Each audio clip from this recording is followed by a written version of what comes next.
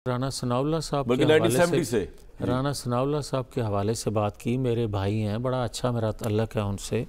मैं भी आज सुन रहा था जो वो फरमा रहे थे एक चैनल पे, तो मुझे थोड़ा ताज्जुब हुआ इस बात का कि बदकिस्मती आप देखें कि एक फ़ेक ऑडियो वीडियो जो है वो मेरे मुतल्लक वायरल की गई। अच्छा, उसका क्या कंटेंट था? कुछ दिनों पहले। अच्छा। और वो जिस तरह जो बनाते हैं उन्होंने ही वायरल की।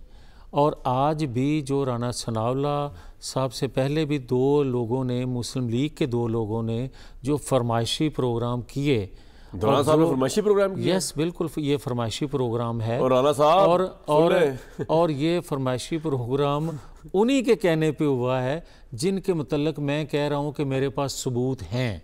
तो राना साहब भी कह रहे हैं आप सबूत दें। अच्छा, वो मैंने कुछ सबूत दिए हैं। किसको? जिनको देने चाहिए थे।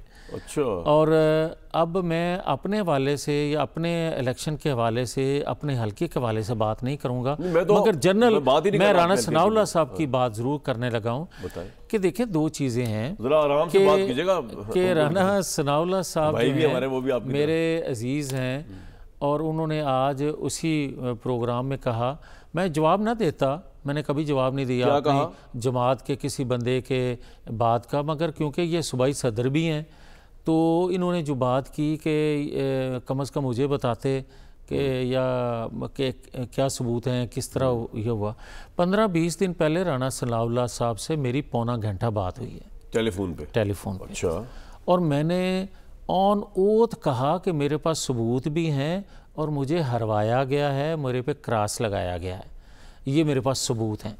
अब मुझे इससे आगे ज़्यादा अपने पे बात नहीं करनी, मगर सनाउल्लाह साहब को ये गलत बयानी नहीं करनी चाहिए थी कि मेरे साथ बात करते, जबकि मेरी बात हो चुकी। सबूत तो नहीं दिया ना? मेरी बात सुने ना, वो फोरम नहीं है। अच्छा, दूसरी बात कि राना सनाउल्लाह साहब किसी को कह रहे थे कि फिर रिज़ाइन कर देना चाहिए, कोट कर रहे थे राना तनवीर साहब को। मैं अच्छा नहीं लगता कि मैं ये कहूँ कि चौधरी शेर अली साहब जो हैं वो आपको जमात में लाए, आपको गोद में खिलाया और आपने क्या किया।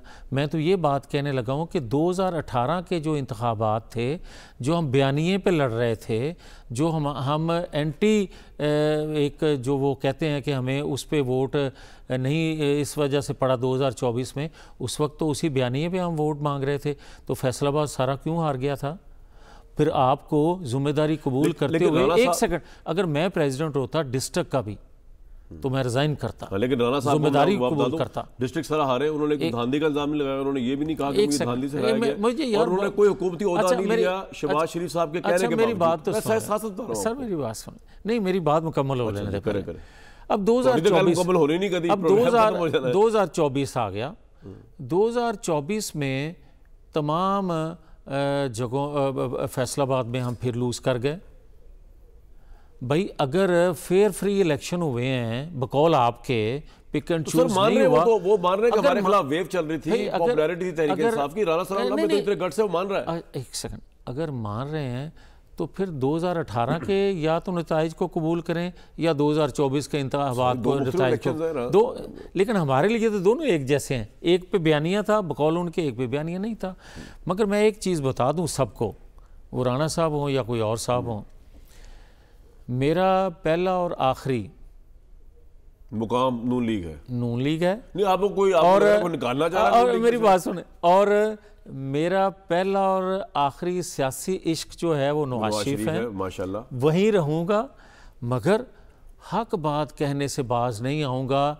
भले अब एक आखिरी इस हवाले से, राना सनाउल्लाह साहब ने मुझे कहा कि यार बात तो तुम ठीक कहते हो, ऐसा हुआ है तुम्हारे साथ, अगर तो यार इन चीज़ों का कहने का फ़ायदा क्या, ताकतवर लोगों को हम क्या कर सकते हैं, कैसे करेंगे? राना साहब ने कहा यार, तो मैंने कहा कि यार कोई ताकतवर हो या कमज़ोर हो, बात हक़ी कहनी नहीं चाहिए।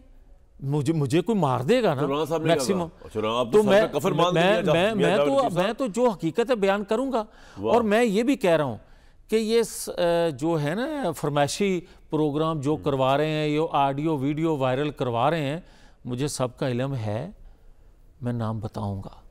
मैं रुका हुआ हूँ कि इसका हल होना चाहिए, ये काम आगे नहीं चलना चाहिए।